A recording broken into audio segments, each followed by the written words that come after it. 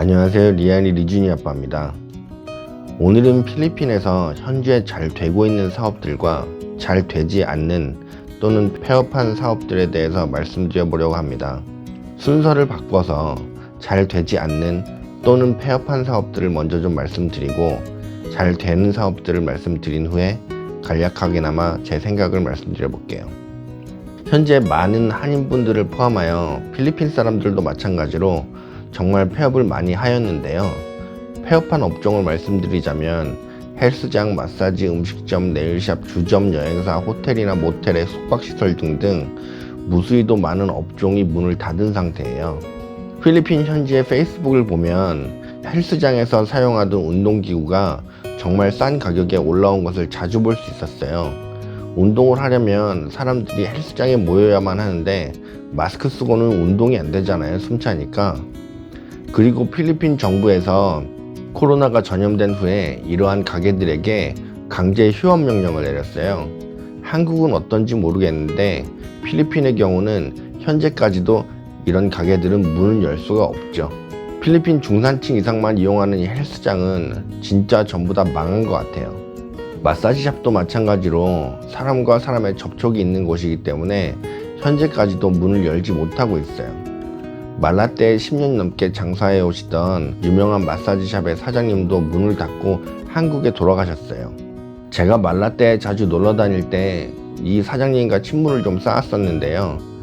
마사지샵의 인테리어며 각 방에 설치한 에어컨, 마사지 베드, 리클라이너 등등 정말 많은 돈을 투자하시고 또 정성을 다해 준비하셨을 건데 떠나야만 하는 그 마음을 헤아려 보자니 저도 참 가슴이 아프더라고요.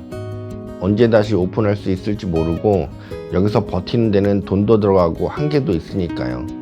며칠을 고민해서 결정하셨을지 생각해보면 저도 참 한숨이 나옵니다. 10년이 넘게 필리핀에서 생활하셨는데 한국으로 돌아가시면 머물 곳은 있으신지 거기선 더 힘든 건 아니신지 이 말씀을 드리면서도 참 걱정이 됩니다. 세 번째는 여행사죠. 여행사엔 여행사 자체와 여행사에 근무하시는 가이드를 포함한 많은 직원분들이 계신데요. 필리핀은 아시는 것과 같이 2차 산업이 없고 1차인 농업과 3차인 서비스업이 주 수입이었단 말이에요. 근데 1차 산업의 경우 먹는 것 위주니까 그렇게 타격을 입지 않은 방면에 관광객의 부재로 인한 3차 서비스업이 마비가 되었어요. 라구나 쪽에 유명한 온천들이나 팍상한 폭포 관련된 분들, 따가이따이 화산이나 바탕가스 리조트 하시는 분들, 그리고 민도로 사방에 계시는 분들까지도 지금 많이 힘들어하고 계세요. 진짜 백신의 개발과 테스트 결과 등을 간절하게 기다리시는 분들이 이런 분들 아닐까 합니다. 어떤 분들은 필리핀 방문하는 한국 분들이 오지 않아서 다 망하고 나간 거다라고 말씀하시는데 한국 관광객들과는 관련 없는 여행사들도 많이 폐업했으니까 꼭 그것 때문만은 아닌 것 같아요. 우리가 한국 사람들의 소식을 많이 접하니까 한국 사람들만 다 힘들다고 생각하시는 것 같은데 현재는 필리핀 사람들도 정말 많이 힘든 시간을 보내고 있습니다. 네 번째는 음식점이에요. 음식점은 현재 잘 되는 것도 있고 안 되는 것도 있는데요. 그건 그 음식점의 위치나 맛에 따라 희위가 엇갈리는 것 같더라고요. 보통 마닐라에 놀러 오시는 이유는 크게 세 가지죠. 카지노, 유흥, 관광. 지역은 크게 말라떼, 빠사이, 마가빠갈 그리고 앙헬레스로 나눌 수 있을 것 같은데요. 마가빠갈과 말라떼는 유흥업소와 카지노가 많은 지역이에요. 그래서 한국뿐 아니라 중국에서도 관광객이 정말 많이 방문하는 지역이었단 말이에요. 이 지역들은 관광객으로 인해 먹고 살았다고 해도 과언이 아닐 것 같아요. 마가빠갈에 제가 정말 좋아하는 돼지갈비 맛있는 한식당이 있었는데 거기도 현재 폐업 상태이고 투어집이라고 불리던 샤브샤브집도 지금은 사람이 많이 빠진 상태예요. 마가빠갈 수산물 시장 근처에 있던 요리집도 월세를 내지 못하는 가게들이 있고 거기에 따른 마사지샵, 네일샵, 헤어샵, 사우나도 전부 마찬가지죠. 말라떼도 다를 것이 없어요. 그 수많은 KTV, JTB 직원들, 근처에 200개가 넘는 호텔 관계자, 업자들과 또 그 직원들, 말라떼 역시 관광지이기 때문에 거기에 있는 음식점들도 타격이 정말 크고요. KTV, JTB는 영업한다고 하지만 손님들이 병 걸릴까봐 오지 않아서 파리만 날리고 있는 상태고요.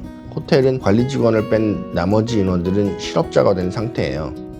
앞에 말씀드린 것처럼 정말 많은 업종에 근무하던 사람들이 실직 상태가 되었고, 가게 운영하던 사장들은 가게를 폐업하고 이젠 뭘 해서 먹고 살아야 하는지 집 밖에는 나가지도 않으면서 하루 종일 생각만 하고 있어요. 카지노 관련 업체들이나 관련 종사자들도 마찬가지예요. 그 많은 환전 업체들, 브로커들, 딜러들 등등 카지노에서 일했던 많은 사람들도 직장을 잃었고 언제 다시 기존처럼 일할 수 있을지는 아무도 모르죠. 카지노도 사람을 만나야 하고 관광객들이 주로 찾는 업종이잖아요. 앙헬레스도 마찬가지예요. 클락으로 가는 직항 노선이 개설되면서 정말 많은 한국분들이 앙헬레스로 놀러 가셨는데요. 그 앙헬에 잘 나가던 고급바들도 손님이 없어서 레스토랑으로 업종을 변경해 오픈한다는 걸로 알고 있어요. 거기 음식점이나 마사지, 다른 기타 관광객들을 상대로 하는 모든 업소들까지요.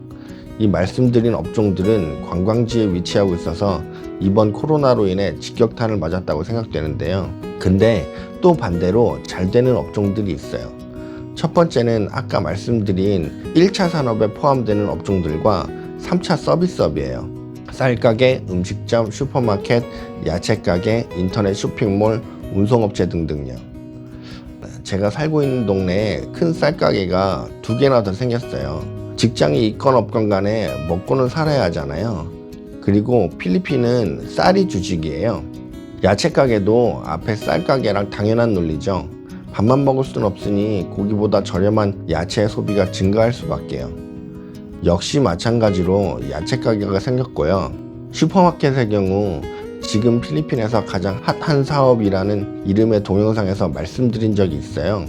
이 동영상을 올리고 저를 알아보시는 한인 슈퍼마켓 사장님이 그딴 동영상 만들지 말라고 한 말씀 하셨는데요. 전 사실을 말씀드린 거니까 그 사람 안 봐도 후회는 없어요.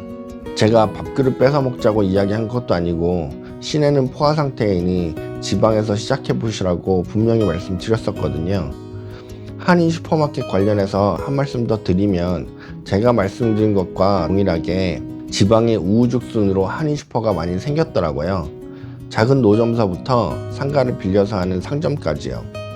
만약에 이 한인 슈퍼를 지금 한다고 하시면 좀 늦은 감이 없지 않아 있지만 그래도 지방에서 크게 하신다면 아직은 가능성이 있는 것 같아요. 대신에 돈을 아끼려면 물건을 직접 사입하셔서 물류 통관까지 하셔야겠죠.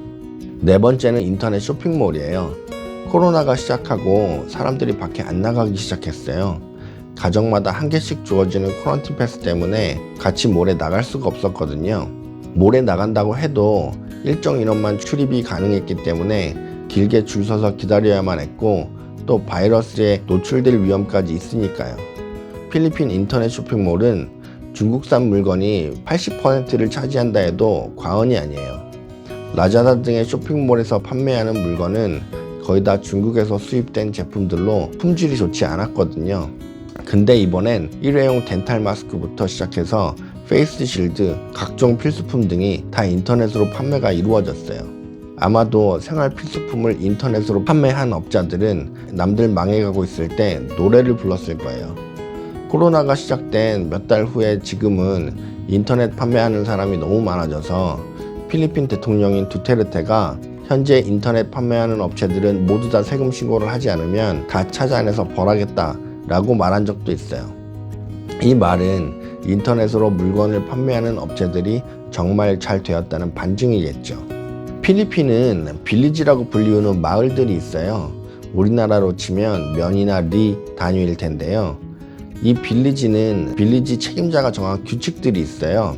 통금 시간을 정해놓고 정해놓은 게이트만을 이용하고 생활 필수품 외에는 어느 것도 빌리지 안에 반입이 불가능하고 차량엔 1인만 탑승하고 이런 것들요. 근데 그 많은 빌리지 규칙 가운데도 생활 필수품은 배달 가능하게 해줬거든요. 그래서 인터넷 판매업자들과 마찬가지로 운송업체도 이번에 잘 되었죠. 오토바이 택배도 괜찮았고 물류 택배도 아마 호황을 누리지 않았나 싶어요. 통제로 인해 지푼이나 트라이시클, 택시 같은 운송수단은 운행이 불가능했는데 이 생활 필수품을 운송하는 업체들은 정부에서 받은 통행증을 가지고 막히지 않는 필리핀 도로를 누비며 정말 빠르게 배달해 줬거든요. 평소에 그 막히던 길을 차 한 대 없는 고속도로 마냥 누비고 다녔으니 얼마나 신났을까요? 물론 돈도 많이 벌었겠죠. 음식점의 경우 아까 잘 안 되는 경우도 있다고 말씀드렸는데요. 이번엔 잘 된 경우를 말씀드려 볼게요. 사람이 집밥만 먹을 수는 없잖아요. 외식도 해야 된단 말이에요. 근데 이 배달하는 음식점 같은 경우에는 장사가 아주 잘 되었다고 들었어요. 제가 차가 필요할 때마다 렌트를 해주시는 사장님이 어느 음식점은 하루 매출이 10만 페소, 한화로 250만 원이라고 말씀을 하시더라고요. 열흘이면 2,500만 원이고 한 달이면 7,500만 원 매출인데 엄청난 거 아닌가요?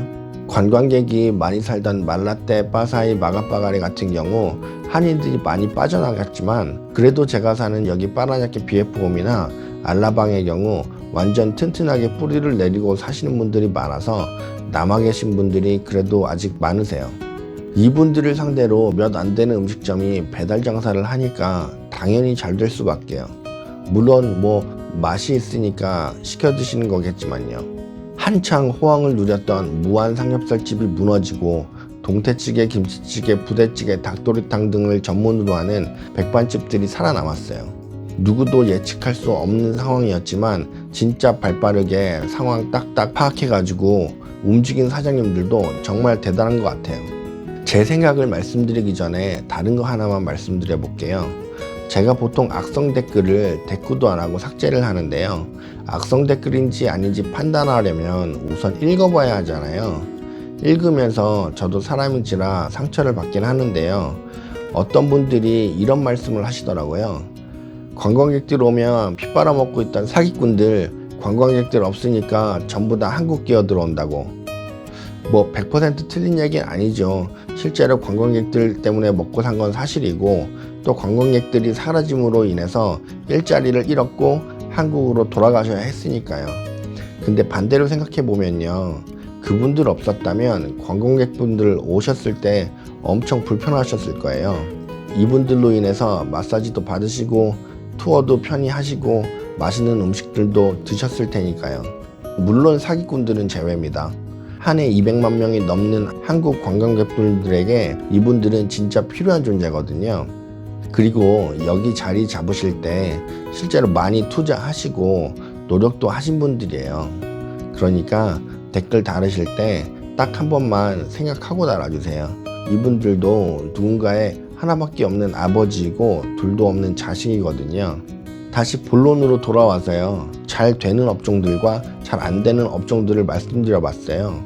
주된 원인은 이 말도 안 되는 이 바이러스 때문이지만 바이러스가 판치는 세상에서도 돈 버는 사람이 있고 못 버는 사람들이 있단 말이에요.